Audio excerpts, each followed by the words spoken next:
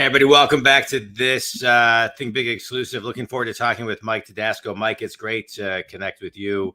You were formerly with PayPal and now a solopreneur. I'm going to say obsessed in the AI space, and as am I. So I'm really excited for this extended talk that we're going to have on everything AI. Think community. If you look back, we've all heard the quote by Henry Ford. If I asked people what they wanted, they would have said faster horses. And then we can go back to a 1977 quote by Ken Olsen, founder of Digital Equipment Corporation. There's no reason anyone would want a computer in their home. And when we rewind a little bit and look at history, we can look and we can point to in the late 19th century, there were so many people that were afraid when the telephone was first invented. When we move into the 21st century, the 20th century, many people were afraid of the automobile, per the quote before. When we moved into the 60s and 70s, people were afraid of computers. I remember growing up, I'm 50 years old. My dad actually built our very first Heathkit computer. And then we moved into the 1990s, where people were very afraid of the internet. I remember 27 years ago, starting an internet company with my brother that we ultimately sold, and a buddy of ours, and nobody understood and everyone was terrified of it. Well, fast forward to today, where AI is very front and center for most, if not, everybody needs to become more of an early adopter. But there are tools out there for AI like Chat GPT, GPT-3, Midjourney, DALL-E, Stable Confusion, and many, many more, that as business owners, whether you're a solopreneur or work for a Fortune 100 company, everybody and every company in between of what I just shared has to step up their game and understand how AI is going to affect their business and grow their business, or they will be out of business. So Mike, you're here to talk about all of it with me, which I'm so excited about. You are also the author of a book that was written 95% written by Chat GPT, which we're going to talk about. It's called Artificial America, that can be bought on Amazon, and all the money goes to charity. We're going to dive into that. Enough of me talking. Mike, talk to us a little bit about how you went from PayPal to now the AI journey. No, happy to, John. And look, you gave such a great intro there. Like, I kind of feel my work is done. Like you just need to take that 3-minute snippet, and that's everything that I'm going to preach for the remainder of Let's this. preach it. Well, let's put context and let's put tools to it, right? Let's put context and tools. Well, right. Very well. All right. So well, let me even just build on that, and that will get to your question. So how do I go from PayPal to this focus on generative AI? So I'm going to take you all the way back to the time of the 1990s, when I was actually starting in college. And I went to the University of Illinois. I started there in 1995. And when I was at Illinois in 95, it was really at the birth of the consumer grade internet as we know it today. I had never been on the World Wide Web once before I got to school. And I remember going to school, and all of a sudden, like, there are all these computers there. There's all these things. I mean, like, literally Netscape and, the team from that came to the school. So it was all there at that time. And can I just say one thing? So you're talking 1995. I was graduating college at the time. I went to Eastern Michigan University. I double majored. I only say this because it backs up your point. I double majored in economics and journalism. And in my very last semester in 1995, we had to go to the computer lab, which was at the basement of some dingy old building, and type in like 10 go to 20, 20 go to 10. And that was our only computer assignment in my entire career. I mean, my education. Yeah, and look, when I grew up in public high schools and junior high and elementary schools in Chicago, like, I did some logo programming. I mean, I'm getting a little bit of old school here with folks, but we rarely use computers. Like, we did have an Apple IIc at home, kind of used that to type up stuff. I ran spell check, which felt kind of like, ooh, that feels like cheating, but that's a whole nother story. But anyway, so I'm at Illinois in 95, and like you literally just have these pages. You click on words that are highlighted in blue, and it takes you to something else that tells you more information about that. This, to me, in my 18-year-old brain was, oh my God, this is revolutionary. Yeah. I remember like coming back home over break, telling everyone about this. And a lot of people were like, so what, internet, no big thing. I mean, and, you know, and we all know how that panned out. Yeah. This is the same. This could even be bigger than this. Yeah. What AI, and in fact, like the consumer grade generative AI, the fact that the tools today that we're going to talk about are out there for anybody and everybody to use, to be able to like start playing with today. I mean, a lot of these things are free or close to free. And you could just start doing that. Like, we don't even know what this is going to hold. And just, you know, tracking this over the last few years, like we're in the midst of an exponential growth phase. Yeah. And it is just going to be crazy. Now, to get to your question. Well, wait, I just want to highlight one thing. I just want to put some data to your point on how big this is going to be.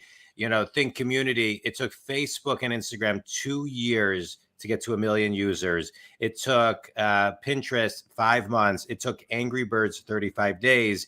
And it took ChatGPT 5 days. Yes. So if we just look at that statistic alone, right? And Facebook, Instagram, Angry Birds, and Pinterest are all free, which I think is the common denominator of equal grounding. It's not like one was you had to pay for. Yeah. Yeah. So what Jon is trying to say, everybody, is that AI should be 7 times more impactful to the world than Angry Birds are. So I think that's what he's trying to say. No, the point is valid. True, right. I mean, so I started, I write a lot. If you go like Todasco on Medium or LinkedIn is my handle, and you could see all my writings. And I just want to say you're an incredible writer. You've been writing a ton of AI for a while. This is, you've been ahead of the curve for some time. I mean, you know, ChatGPT has been kind of hitting the runways for the last 45-ish days, but you've been on it way before that. So to me, you are a pioneer in the space. So, okay, so keep on going. Well, no, thank you. And 2 things I will say is, one, it's not too late for everybody who's out there. Like, you could still be a pioneer as well. Like, it's still such early days, as much as it might not feel like it. We're so early in this right now. There's so much for all of you to learn who are watching this. Right. Still in the early adoption phase. If you go to Jeffrey Moore, Crossing the Chasm, still in the early adopters. Yeah. Okay. Keep on going. But the point on that was, I started writing a piece in, I think, September, October, about use of ChatGPT. I'm sorry, not ChatGPT. It wasn't released. GPT-3 in schoolrooms. So what GPT-3 is, it's an AI tool made by this company, OpenAI, where you can go, you can prompt something. And what the AI is doing is, you could say, hey, give me a list of give me a recipe for a French baguette. Or you can say, give me 5 names of restaurants that also sound like they could be Star Wars characters. Yeah. Whatever it is, and it will start to generate that. We could get into how it does that later. So it's a very, very cool, very powerful tool called GPT-3. I was actually going to schools. I was talking to some really smart high schoolers. Nobody had heard of this thing. Yeah. Like, literally, I talked to like 20 kids, and like 2 of them had even heard of this. And this was when? This was when? This was like November. Okay. Before ChatGPT was released. So November 2022. November 2022. Yeah. Like 2 months ago. 2 months ago. Right. Yeah. And then right before I'm publishing this piece, all of a sudden, OpenAI, the same company that makes that makes GPT-3, they got to work on their naming of stuff. Yeah. Same company makes GPT-3 is launching ChatGPT, which is what Jon had mentioned before. Yeah. The product that within 5 days had 1 million users on it. Everything changed. Yeah. And like the article that I was writing, I'm like, oh my God, this isn't even valid anymore, because none of these kids heard of this a month ago. Right. Today, all of them are using this. Yeah. Now this was like November 30th. I think you're talking about, it was like November 30th. Okay. Yeah. All right. Keep on going. Wait, real quickly. I have a question, Mike. because I heard this, and I think this is it. I don't know the answer fully, so I want to ask you. The information that they do pull from, it's more of a database. It's not even the internet yet. Is that correct? Yes. Right. Yeah. So I just want to say, imagine this. Like, so it's not pulling from the live internet. right. And I think it's largely it could. I think for security reasons, I think for time reasons, I think for various reasons, like the way that ChatGPT works today is not pulling from the internet, but it is a large language model. Yeah. Which means it has been trained on a whole lot of the internet. Yeah. Every Reddit forum, like if you actually go to OpenAI's website, they will actually list all the things that they have used to train their models at a high scale. But so they've used a lot of the internet to train it, kind of static at a point in time. And what's happening in here is in a machine. So in traditional computing, you basically say, print hello world. Yeah. And then all of a sudden that command prints means to display to the user the phrase hello world. That's how kind of traditional computer programming works. In the world of AI, it's a little bit different than that. You're not giving a direct command to the system. What you are doing is you are kind of creating a sequence, if you will. And the system is then based upon all of the nodes and all the connections is trying to find the most logical response or continuation, even if you will, of the commands that you've given. So if I say to AI, hey, what are the top 5 restaurants in San Francisco? What it will do is it will look through this corpus of data and it will then start to basically return, okay, 1 is this, 2 is this, 3 of this. Because it's read a whole lot of Reddit posts, it's probably read Yelp, it's probably read most of the internet, and it has basically internalized this. The interesting thing about AI, it's different every time. It's a neural network, at least in this case. So sort of like the human brain, how, like, if I ask you the same question at different times, I'm going to get a slightly different response. Right. The AI actually works in a similar way, which in some ways is a bug. If you're, if I'm asking you, if I ask the AI 100 times, what year was Abraham Lincoln born? It's going to say, 1809, 1809, 1809, 1823. Or something. Like, it's going to mostly get the right answer, but occasionally it's going to be wrong because the AI doesn't actually care about being right. It just it's just trying to complete the sequence. So that is one of the downsides to this, but it is immensely powerful as you eventually will. Yeah. Microsoft's going to combine this with Bing. There's going to be fact checking, like putting these two things together. This is the world we're entering. Yeah, and Microsoft, I recently saw an article that talked about a $10 billion investment from Microsoft. And so think community, this is very real. This is happening very quickly. Many people will point to that the countries and the companies that learn how to dominate all of what we're talking about today are going to be the ones that are the pioneers into this, into this next world we're moving into. So Mike, let's kind of start fundamentally and continue to break down what all of these tools are, right? So you talked about Chat GPT, you talked about GPT-3. Let's talk about the design element of things. It's interesting. I think a lot of times, people thought that when AI would come about, it would focus more on the operations of a business or, many different areas where I think the creative side would maybe have come last, but really it's very much at the forefront when it comes to design, art, and things of that nature. So talk a little bit about Midjourney, DALL-E, Stable Diffusion, these types of sites. Yeah, happy to. And look, I think, John, I think we've all been surprised by that. Yeah. I was listening to an interview with Sam Altman, who is the founder, CEO of OpenAI, which has created ChatGPT, DALL-E, all these tools, and the company that Microsoft is investing all this money into. He has even publicly said, he's like, we thought that AI / the robots were going to kind of take the the more blue collar, the more manual repeated work. That's not what's happened. No. It has been like 5 years ago, that was kind of the general consensus. Yeah. Today, it's gone 180 degrees and said like, oh, the real opportunity here is actually in creative work. Yeah. Yeah. Where we didn't think that before. Yeah. I just want to put some texture. I just want to put some texture to that for 1 second. Think community. I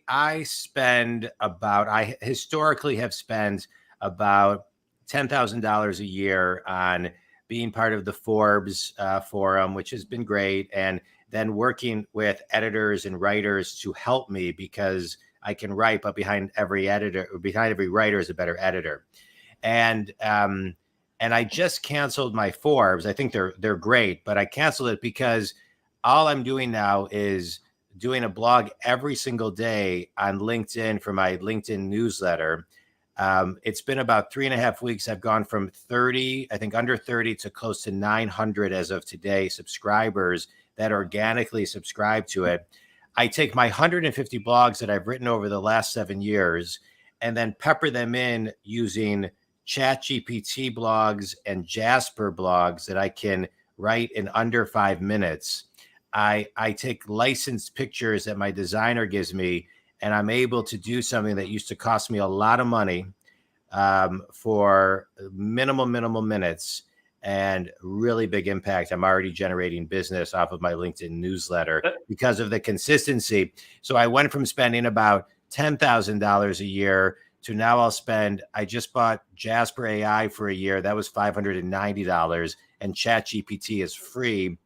Is it perfect? No. Is it good enough? Yes, because people don't really read, they skim. And so that works in our advantage. So I just want to kind of put texture as you're looking at your business and looking at ways that you can maximize efficiencies, save money, and make a bigger impact and have more profitability. These are very, very real tools where you can get something, you can make it your own, you can not make it your own. It's still quality content. So I just wanted to kind of put some texture to it a little bit before we move on to the design piece. So people can kind of, just start to think a little bit differently.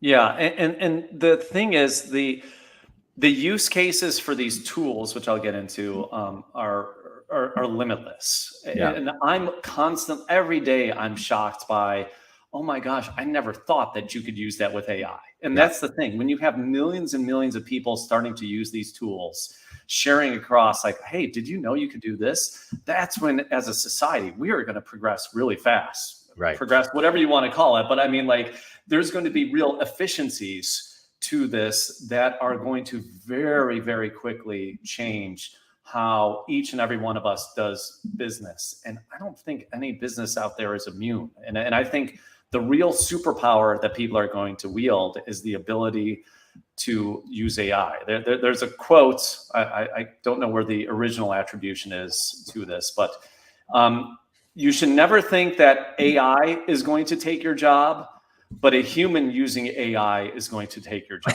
Right. Yeah. I just heard that quote. I love that quote. Yeah. Right. Yeah. So, right. I think that's something important, but let me kind of set the landscape for everyone. So there are a few there's more tools in this, but let's just start the basics. The most common ones are basically, like generative text models. Yeah. And that would be ChatGPT, GPT-3, Jasper, Copy.ai, pseudo writes, tons of different ones out there. And effectively, you're typing something into a prompt, and it is then giving you something in return. And again, it could be, write me a story about this. Give me a recipe that uses these ingredients. Mm-hmm. Help me brainstorm business ideas for me, or ideas for a business name. Whatever it might be, like, it's truly limitless as the amount of things that you could put in there. Yeah. And most of these tools, like you said, Jasper was $500 a year or something. Was that right? $590. I think I paid a year. Yeah. So you could pay for like that. Like ChatGPT is currently free. I've heard that it's costing OpenAI between $1 million and $3 million a day. to actually run it, just because like it does take a lot of processing power in their servers to do this, and they have so many people on this, but they're happy to do it now, and they're getting such a big infusion of capital from Microsoft that they can, continue to do this for at least some time. It probably won't be forever, but the thing is, like, these are all going to be tools. The AI future in many ways is that these are going to be assistants that you're going to be working with day in and day out. Yeah. I mean, Microsoft is going to be we're going to have a new Clippy. For anybody who remembers the little Microsoft assistant that they used to have, where the little paper clip would come up and tell you how to, like, hey, it looks like I remember that. Can I help Right, with that? the little cartoon paper clip. Yeah. Yeah. Now imagine, like, Clippy is brilliant, like the most brilliant co-writer, the person who knows their software better than anyone else. Like, this is an amazing tool to just level the playing field for people, to just give people access to, a world-class writing partner. Someone, one of my favorite examples of using generative AI, this was using GPT-3. There was somebody who had posted this on Twitter, that he was mentoring somebody who worked in the UK. He had a landscaping business. And in that landscaping business, the person who owned the business had difficulties writing emails. It's just like not natural, for him to be able to craft a quote unquote business-like email. So what this person did was he built a little bot for him, connected it to Zapier, connected it to like a Gmail account and a few other things, supposedly built this in less than a half hour, where effectively the person could write an email in the text that they would prefer to write, which would to others be seen maybe as like broken, maybe a little bit incoherent, but then it would take that text, transfer it in GPT-3, and it would come out the other end as beautiful prose. Yeah. Like, it's like, thank you, customer, for this, blah, blah, blah. And like a very professional. So like, this was a leveling person for someone who really struggles with something, that they were able to bring this into their landscaping business and sound extremely professional and take what was probably the most painful. And like, look, do you care if the person who does your landscaping is good at crafting emails? No, like nobody should care about that. You care, are they timely? Do they do a good job? Those are the things that matters. The AI is now offloading what was the most painful part of the job for this person, bringing in more business and allowing them to do what they do well. So that is, to me, is like one of the quintessential examples of what we can start doing with ChatGPT and GPT-3 and these tools. Yeah. But what you're talking about also makes me start thinking differently a little bit about what AI will do for people with learning disabilities, for people who have disabilities. It levels the playing field for people who, I'm dyslexic. So sometimes retrieving information or getting like that first 30 seconds of thought, or I have something in my brain where I just can't get it. I can just type that into ChatGPT or Jasper, and it triggers, like you said, a writing partner. It triggers me past the part where I get blocked, and then I can just get into my flow. And so it really is just, it's just amazing. And when you and I were talking the other day, you were talking about just kind of the partnership it is. And I hadn't been thinking about it like a partner. It's really not a tool. It's like having a partner. It's like having a virtual assistant almost that really starts to get to know you. Yes. So I want to build on that because it's a great point. There's a design principle. I forget what the name, but if anybody in the United States who's watching this is probably familiar with the concept of like curb cutouts, for wheelchair accessibility, like on sidewalks. This was something introduced with the Americans with Disabilities Act back in the 1990s, and it was meant for folks with wheelchairs. One of the great, is anybody who's ever had kids in a stroller, though, has learned to appreciate, there's all these other side benefits that came from that. Because we put these little cutouts on the curb for people who were in wheelchairs, Now, if you're pushing your kid in a stroller, well, you could just do that. You don't have to like jack the kid up and like do all this other kind of stuff. There are all these other unintended benefits that came from that. In the world of Microsoft, I have an impossible time reading my own work. I just cannot do it. Like there's voices in my head and all this. So I actually use the accessibility features in Microsoft Word whenever I'm writing to have it read the screen reader and have it read my own work to me. That is the only way I can comprehend that. Right. Like, and this was not meant for that. This was meant for people who have visual impairments. But like, I'm using this in all different ways. I think this is exactly what we're seeing here, where you have the most powerful computer engine in the world. And it's going to be such a leveling, such an empowering tool that it is so important that everyone knows about it and gets access to it. Like, that's the big thing. And we're only going to be limited by our imagination.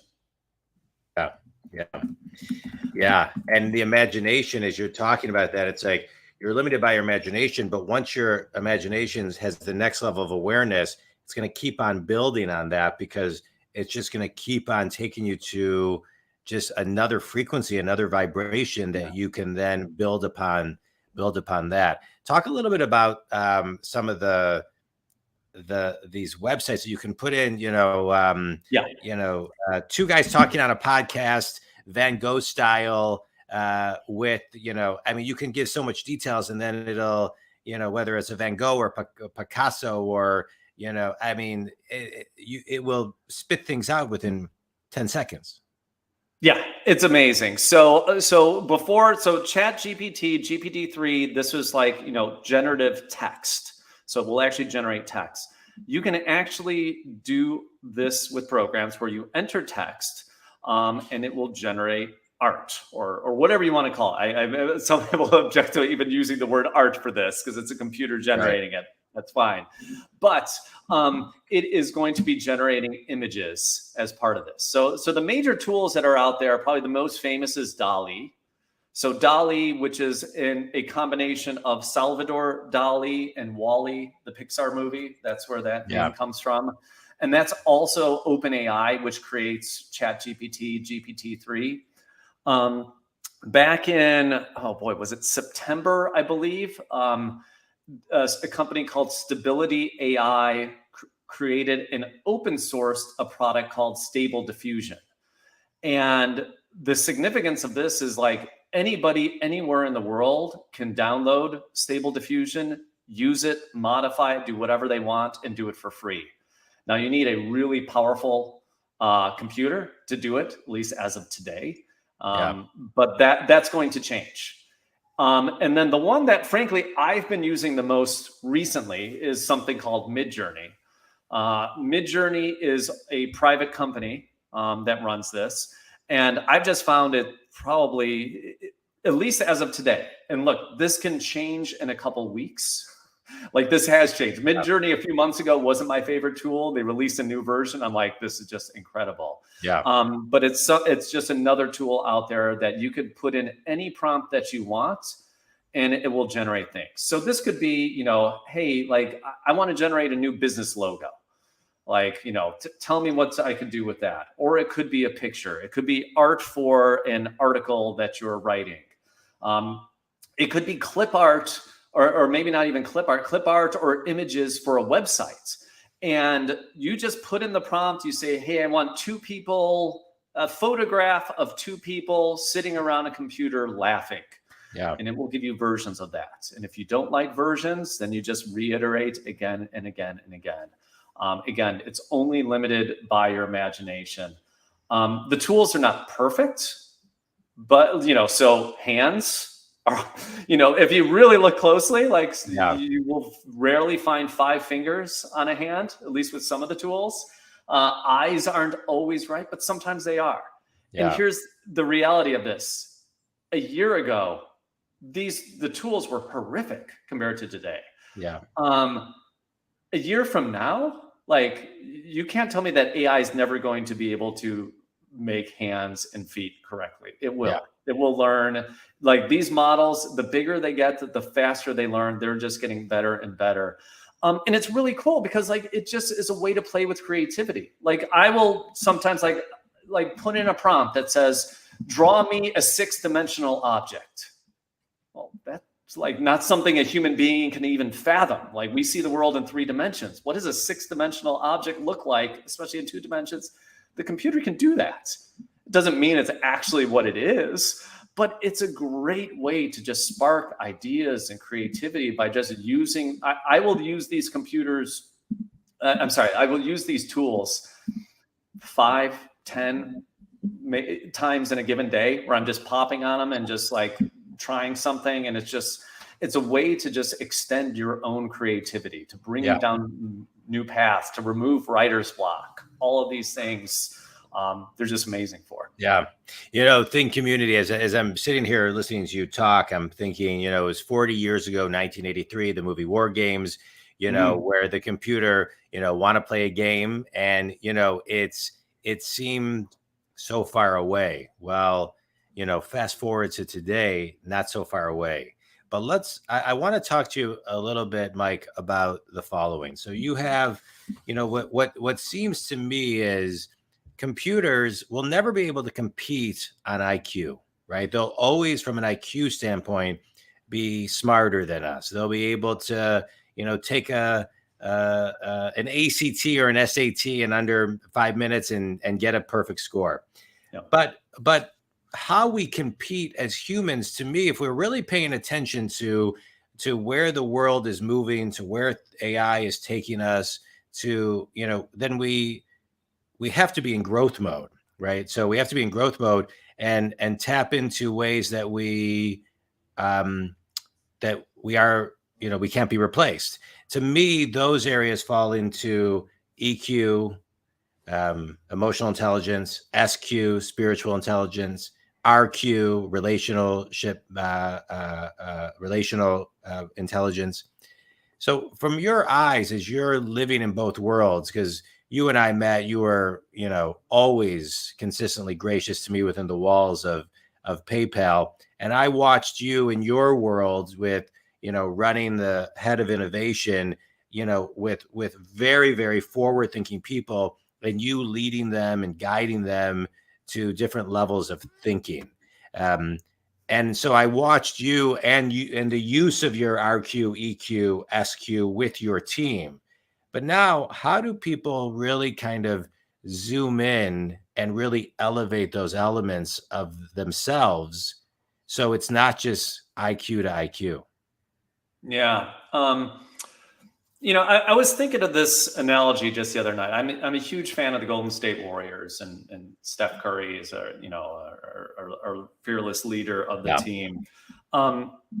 There's nothing, it probably already exists. I am sure there's a robot today that can make baskets better than Steph Curry. Yeah. I am sure you can build a machine that is not going to be 90% from a free throw line, that is effectively going to be 100% from a free throw line and just would never miss. Nobody's going to be paying $500 a ticket to go see a robot shoot free throws. That's boring. That's not interesting. Yeah. This is getting to the kind of the relationship side of things. Like, as human beings, we are drawn to other human beings. Usain Bolt is the fastest human on Earth. Well, I don't know if he's still the fastest. He used to be the fastest human on Earth. But that's not the fastest thing on Earth. There are animals that are faster. We have built things that are way faster. Anytime any of you hop into your car, you are going faster than Usain Bolt. Mm-hmm. Now, do you have that same sense of awe and wonder? Do a bunch of people walk around and just kind of stare at your car, be like, oh my God, that's amazing? Do people spend thousands of dollars and travel across the world to sit and drive in your car? Right. No. Just take cars. Like, could you have NASCAR or whatever where there weren't human drivers? Absolutely, you could do that. Would people go? Would people care? Not really. No. They would not care. Like, we need to recognize this. Even if computers can do certain things better than we can, and they already can, we are drawn to human connection. Yeah. And it is about the relationships that you will build with people that is going to take you that much farther. I mean, just to continue on this NASCAR analogy, there is a ton of technology that goes into driving, tons of technology, but it still comes down to the human that's inside there. Yeah. I mean, that's what people are actually drawn to. And if you just took that Correct. human out, it's over. Nobody is going to care about that anymore. And if you're in sales, look, if I was in sales right now, I'd be so excited. I'd be recording every sales pitch I ever did. I mean, you can do this today. Go use use your phone, record. If you're calling clients on the phone, like, as much as illegal is legal by law, I guess, or just record your own side of the equation, just your own pitch. And then I would go and then stick that into ChatGPT and say, hey, I'm selling clients on X. This was a pitch that went well. This was a pitch that didn't went well. Like, you got any recommendations for me? Yeah. And iterate. And do you know what? Maybe only 10% of what it tells you is actually useful, but just take that 10% and then iterate again. Correct. And you're getting in like the atomic habits get 1% better every day. Correct. And you're using these computers, you're using these brains to do things that no other human can, but it's utilizing your own abilities, your own judgment. And it's just working with the machines. And that is the future that I'm hopeful for, is that these machines will enable us to be more of what we already are. Yeah. We'll level the playing field so that, if I'm an amazing writer and I want to write a comic book, but I don't have access to an artist or whatever, like, I can do that. Right. And maybe it's not the perfect thing, but maybe it's something I get out there in the world, and a real artist would see that and say, hey, let's work together. That was a good start. Let's use this as a basis and do a project together. Well, and in many ways, and I love what you're talking about, and I agree, it's kind of like the great equalizer, because, in your scenarios, typically you need to find someone, you need to spend a lot of money, you need to do this. There's a lot of this stuff you can do to get yourself unstuck and really grow. And it's either free or highly economical. But just going back to the human, I'm a big believer, everything's about story, right? We are connected to story. That's why people love movies. That's why people love TV. That's why someone can watch the movie Titanic and still be, even though we know the ending, we're still connected to the story and the characters. And so the AI, the robots, the computers, et cetera, they'll never have a backstory. And because they'll never have a backstory, except the fact that they're a computer, they may sound great in this and the other, but they haven't failed at anything. They haven't had to overcome anything. And so, to me, the story of you have the hero's journey, the guide, the hero, the pain, this. And so I agree with you. I talk about that a lot in my coaching with people. People want a guide to help them in the insights and strategic moments of intuitive things that a computer may not be able to get in that space that is created through the question in the conversation of human connection of that story. So I agree with you. And I just want to say this too, because you mentioned this about just their highest potential. The goal of everyone is, if you're leading someone and if you're an individual, how do I get to my highest potential? Mm-hmm. So I agree with you. This is a tool to help me get to my highest potential. I just want to share one thing. I have always wanted to do and admired Seth Godin for his blog of the day. I've wanted to for 7.5 years of my business do a blog a day. I love to write, but my grammar's horrible. I'm not a writer. I need too many people around me to make a blog a day realistic. And so with ChatGPT and with Jasper, I'm able to do that. And so it ignites something in me where I can share content, some of my own, some written by AI, where I can do a blog a day.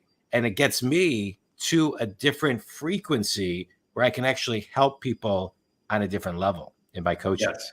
Yeah. So to that point, so I love everything you just said. Yeah. No, I think that's so good to just be using these tools to extend what it is that you're trying to do and get out there. And look, instead of having to spend an hour on this every day or whatever amount of time with proofreading and all this other stuff that you'd have to be doing, you're able to spend 20 minutes on it. And what do you do with those 40 minutes? Does that mean you could spend more time with clients, more time doing this or whatever? Like that should be our goal of what we want to get to, like to take the things that we might not want to do ourselves or find as value added, and, you know, take that time, use the AI tools out there, and replace it with something else. And one thing, and John, I don't know if we'll get to this, but I do want to get out there, like for everybody in the audience who's watching this, like just do it is the one thing that I would say. Like, I agree. Like honestly, like if all of this sounds, you know, if you've never touched one of these tools, all I would say is like, you know, when we're done here, just like hop off and just go to OpenAI and just sign up. Yeah. And just like literally just try it. Yeah. And play with it. And it doesn't even have to be work related. Like ask it the dumbest question that you can think of. Yeah. Ask it whatever you want to. Go to like even a site, there's a site called Crayon. It's based on the original DALL-E. DALL-E is now DALL-E 2. The original DALL-E kind of is this site called Crayon. And it's totally free. You don't even need an account. You need nothing. You just go there. It's not as good quality, but you could type in whatever the heck you want, and it'll just start generating pictures. Yeah. And just start doing it now. Yeah. I love it. Let's talk about your book. Yes. Artificial America, an AI anthology. It's your pen name, Alex Irons. Yeah. And so just, you know, tell us about the book. Okay. So Artificial America is a anthology of 56 short stories that go across the entire US of A. Why 56? Because there are 50 states, 5 territories, and our capital of Washington, D.C. So there's literally one story for each of those. And this was written by Alex, who I guess is me. I didn't feel comfortable putting my own name on this, and we could get into that. But this was working with an AI. It was both ChatGPT and GPT-3, giving different prompts. And all that prompts are is what you are asking the AI to do, and having it generate short stories. And I could get a little bit more geeky into the whole process of that, but it's this whole collection. I then even had those stories. I said to the AI, hey, now give me a prompt that I could put into DALL-E that I could generate a picture for, stuck that into DALL-E, generated a picture. So there's some really beautiful pictures also that come with this. And, you know, it was a really fun experience. And this is an experiment for me in many ways. Oh, beautiful. You got it. You got it up and open. Hopefully everyone who's watching on video can see that. Yeah. And look, this was just something where I'm like, is this possible? Can you do this? And you can do it decently well. Here's the thing. I didn't touch a word in any of these stories. I could have improved on every single one of these stories, not because I'm a great writer, but because I'm a human being who has written in the past, who would look at things and like, I could improve on that. But I didn't. I intentionally didn't, because I almost wanted this to also act as a time capsule for where things were. You know, and they run the gambit. You know, there's some with, you know, there's a Sherlock Holmes story in here. There is, you know, something for everyone as part of it. It's all like literally I created or made a list of 56 different genres as part of it. So it's a pretty eclectic mix. And best of all, 100% of the profits go to charity. I am not making a single cent on this book. And just for me personally, I felt that was the right thing to do. So all the money that would go to the author is going to go to the Second Harvest Food Bank of Silicon Valley. I love it. You know, it kind of it kind of rounds out what you're, you know, how you wrote the book, what you're doing with the book. It kind of rounds out on how you're giving it to charity of where the human element of things, you know, of things come into effect, because you know, a robot may not do that. I'm not saying, I can't say for sure they won't, but you know, what's your connection to that charity? So my connection is it's right down the street from me. I mean, that's the biggest thing. You know, Silicon Valley, where I live, is one of the most prosperous, but also one of the most expensive places, frankly, on the planet. And if you're a technologist like me, that's okay. not everyone is a technologist. Yeah. And so there are a lot of people who live in the Valley here that are very food insecure. Yeah. And it is someplace where I've donated time, donated money in the past. And I, as I was, and there's other charities, of course, that I have supported, but I was like, well, what's the one place that could do the most good? Yeah. They're wonderful people there. I was talking to the director before this because, like, I'm like, are you cool with me doing this? Like, I have an AI written book. I'm going to give you all the money. We cool? And like, she's extremely supportive of that, of course. And they're wonderful people over there. And look, here's what I would say. Like, even if you're like, this Mike guy's an idiot, I'm not going to go buy his book or anything like that. If I maybe inspire people to like go to their local food bank and help out, to donate something, to give $10 on, like, do that, like that's a win for me too. Yeah. So like, you don't have to buy my book, or anything like that. If you do, wonderful. I'm going to be giving away all the profits if you do, for that, anyway. I love if it inspires people to do that, then that's a win for all of us. Tell them where they can buy the book. Amazon. Just go to Amazon, Artificial America, by Alex Irons. It's $3.99 on Kindle or $29.99 in paperback. Just buy the Kindle copy. Like I actually, like, it's digital printing's a weird thing. There's actually more money that is going to go to the charity if you buy a Kindle copy than the printing. Oh, that's copy. so, yeah. That's so. Don't think I'm giving more money to the charity. Like, take the extra $26 and donate it to someone else if you really want to. But buy the Kindle copy if you want to support. Or buy multiple books if you want. I'm fine with money. that. Buy multiple books, right? Hey, I bought mine. So yeah, thanks.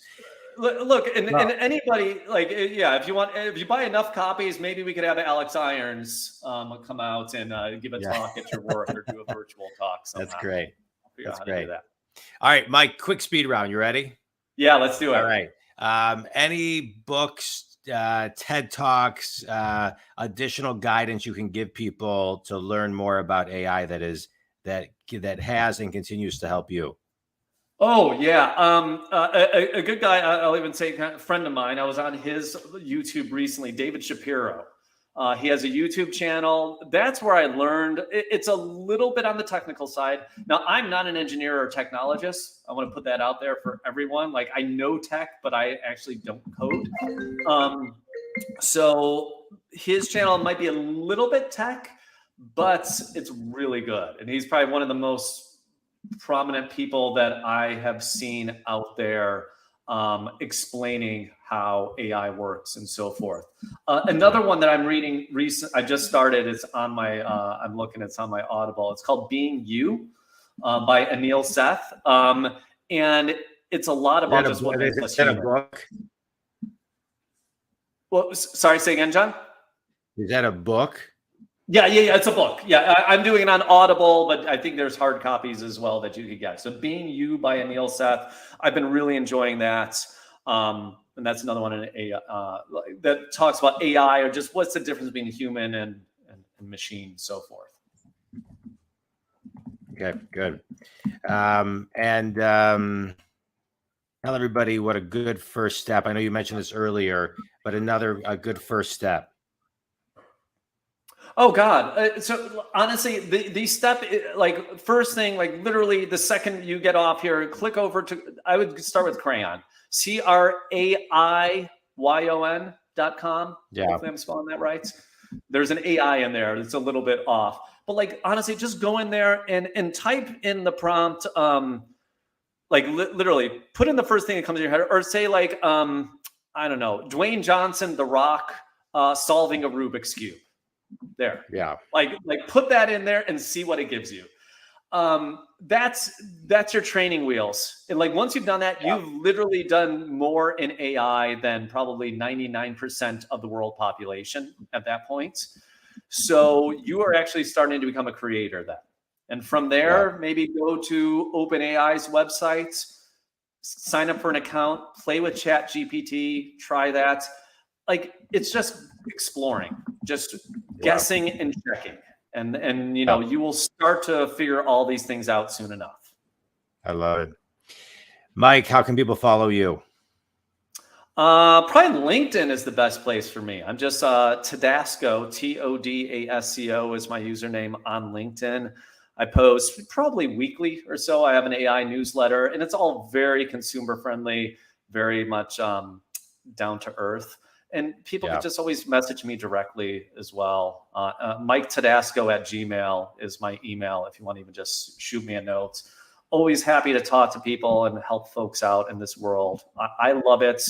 I'm just trying to spread the good word to others and have people, get out in front of this. Because the more people we have using these tools now, have them working early. Let's solve the bugs. Let's get diverse populations working with these tools, learning about them and so forth. It's only going to help us in the future as these things do become mass scale. So we're not in a Terminator-like world. Yeah, I love it. Mike, it's always great connecting with you. Yep. I love it. I mean, I learn so much every time we talk. All the best on your book. Thanks for, taking time to write it, put it out there, educate, teach people. I'm always following you on LinkedIn to kind of see where you're the pace horse for me to kind of say, okay, I got to start studying this a little bit more and that a little bit more. But think community, I think it's really important, no matter what you're doing or where you are, put in your calendar and spend 5 to 10 minutes every single day and study AI, because the more you study it, the more you understand it, the more you'll see how it will fit into your life and how you can partner with AI to grow and reach your highest potential. Mike, any last thoughts? Yeah, no, look, I will say that a million times. We are still so early. Spending 5 to 10 minutes a day on AI stuff will, in 3 months, make you a quote unquote expert in the field, because you will be ahead of everyone else. This is like saying, hey, it's 1993, 94. I'm going to just play with the internet a few minutes every day. In 2023, where we're at today, it doesn't have the same effect of that, but like, we are in such early days with AI. Like, you can become an expert. You can learn so much out there. And no matter what business it is that you're running, that you're a part of, for-profit, nonprofit, there are going to be ways to be able to improve how you run and operate. So, find those out. And I'm sure both me and Jon want to know about all the wonderful things that you're uncovering. Yeah, absolutely. This has been great. Think community, as a business coach who works with successful people to get them unstuck. I love this podcast because I bring on guests that can also help you get unstuck. And Mike has shared a ton today about AI. Spend the time diving into it. See how AI can help you get unstuck and grow. If we're not growing, we're going the wrong direction. See how AI can partner with you to get you to your highest potential, raise your frequency, vibration of what you're doing, how you're doing it. Don't think that you can wait. It's time to get on board and spend some time studying it. Mike, can't thank you enough. Thank you so much for taking time to connect with me, the Think community. This was awesome. I loved it. Thanks so much. I always enjoy talking with you, Jon. Such a pleasure. Yeah. Like, let's do this again sometime soon. Yeah, no, well, absolutely. Well, in like 3-4 months, we'll do it again, because I think it'll be a lot different. So we'll have a lot to talk about. It will be. It will be. Yes, that's right. This world changes very fast. Yeah, awesome. All right. Thanks, everybody. Thanks, Jon.